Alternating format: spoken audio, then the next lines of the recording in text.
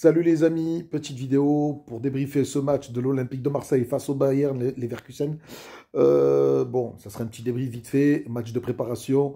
Ce soir, on joue à domicile. J'ai vu pas mal de choses. Bon, même si tu perds ce match 2-1, tu as eu des difficultés à briller quand même dès les premières minutes. On s'est quand même fait bouffer. Il y a eu un gros pressing du Bayern Leverkusen. Bon, on a très bien vu que certains joueurs, que les joueurs sont en manque de forme. Pas de forme, mais je dirais plutôt que on sent quand même que la préparation, elle est un peu dure pour certains joueurs. Il y a certains joueurs quand même qui viennent d'arriver, hein. J'ai bien aimé les fulgurances de certains joueurs comme Sarr, Ismaïla Sarr qui a fait franchement, qui a fait une très belle prestation. Sur le côté droit, j'ai vraiment bien aimé ce qu'il a fait.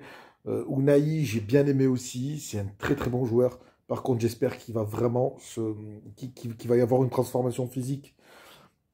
Je le trouve très très très très très léger. Au moindre contact, il perd vite l'équilibre. Il se fait vite bouger physiquement. Et c'est vraiment ce que je lui reproche pour l'instant. Enfin, c'est même pas un reproche. Mais voilà, c'est pour moi ses faiblesses à lui. Voilà. Ndiaye qui sort sur blessure. J'ai bien aimé aussi sa prestation avant que ça se passe ainsi pour lui. J'espère que c'est rien de grave. Voilà, dans l'ensemble, j'ai bien aimé les fulgurances de certains joueurs. Aubameyang, pas mal. On voit que c'est quelqu'un qui a quand même du ballon. C'est pas n'importe qui, hein. Mais voilà, pour l'instant, ce match de préparation, je préfère pas vraiment tirer de conclusion là-dessus. Même si on prend deux buts, pour moi, par des erreurs de marquage de notre ami Paul Lopez, qui se prend pour un goal volant. Moi, je ne supporte pas les goals qui sortent tout le temps comme ça de leur surface. Paul Lopez, arrivé à un moment, je pense qu'il faut vraiment qu'il reste concentré. Pour moi, c'est des manques de concentration. Voilà, ces deux buts qu'on prend bêtement, pour moi, c'est des erreurs du gardien, c'est des erreurs de Paul Lopez. Sinon, j'ai bien aimé l'entrée des joueurs remplaçants. On a vu quand même une différence. Voilà, l'entrée de Pape Gueye, Guendouzi. Guendouzi, même s'il était un peu plus discret, j'ai bien aimé Pape Gueye. Je suis content de revoir Amin Harit, assez en forme quand même pour ce retour. Après, bon, je pense qu'il faut laisser le temps au temps, laisser le temps de certains joueurs de se remettre aussi dans le bain. Manque d'automatisme, c'est ce que j'ai constaté dès la première mi-temps. Un gros manque d'automatisme entre certains joueurs, les nouveaux joueurs. Je pense qu'il faut leur laisser le temps de bien se trouver, de bien combiner. Et voilà, chacun de prendre ses repères. En attendant, voilà, j'ai vraiment bien apprécié ce match, même si on perd 2-1. J'ai bien aimé cette fin de deuxième mi-temps. On a senti le Bayer Leverkusen complètement paumé. On les a plus vus briller. Là, ça n'a pas arrêté. C'était des avalanches de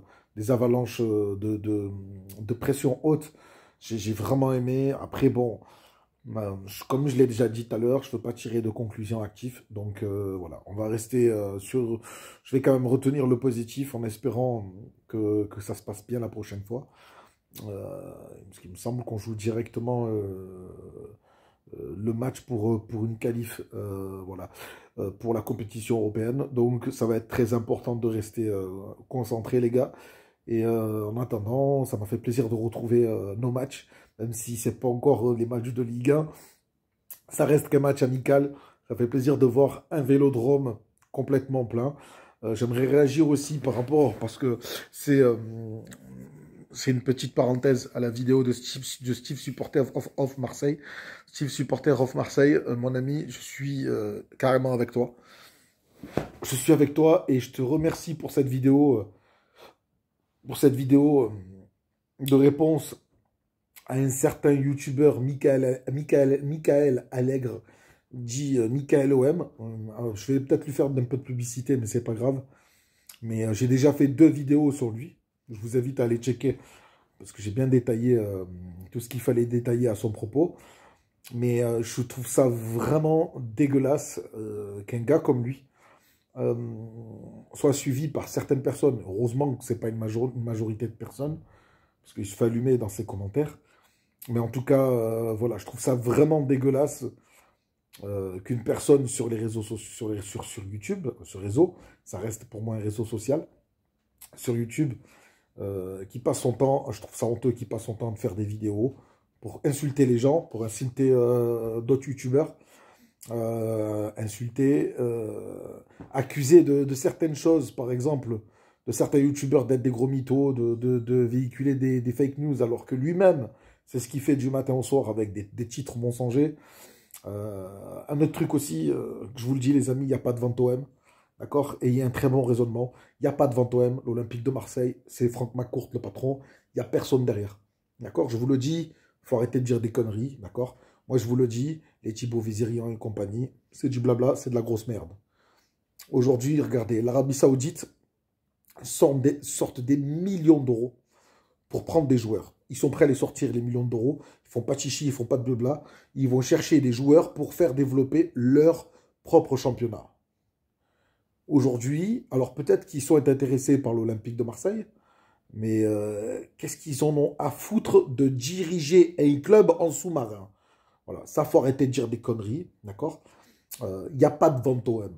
Arrêtez avec la vente OM. Le jour où ça sera vendu, ben, le club annoncera l'officialisation de la vente. À partir de là, on pourra écrire tous officiels, club vendu, tatati tatata. Aujourd'hui, il n'y a rien du tout de tout ça. On a quand même un président qui fait du bon boulot, faut le dire. Je n'ai pas fait de vidéo depuis un moment, mais voilà, je me lâche un peu les amis. En tout cas, voilà. On fera d'autres vidéos prochainement, ne vous inquiétez pas, j'ai pas lâché l'affaire. Je suis encore là, j'essaye de peaufiner certaines choses, mais surtout, j'essaye surtout de prendre le temps pour bien cibler les sujets que je voudrais partager avec vous tous. Comme je vous l'ai déjà dit, cette chaîne parlera de foot, mais pas que. On parlera aussi de phénomènes de société, on parlera d'actualité, que ce soit de foot, que ce soit de l'Olympique de Marseille ou pas. Voilà. Donc voilà, des sujets que j'aurai à cœur de partager avec vous. En tout cas, les amis, si vous avez aimé, vous likez, vous vous abonnez, vous actionnez la cloche. Surtout, vous likez, ça m'aide pour mon référencement. Et sinon, je vous souhaite une bonne fin de soirée. Je vous dis à très vite. Allez l'OM. Les gars, restez positifs. Et surtout, voilà.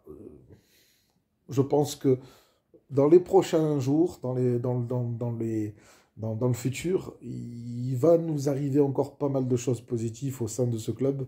Je parle bien sûr de l'Olympique de Marseille. J'attends de voir encore, il nous reste encore une bonne période de mercato. J'attends de voir ce que Pablo Longoria nous réserve.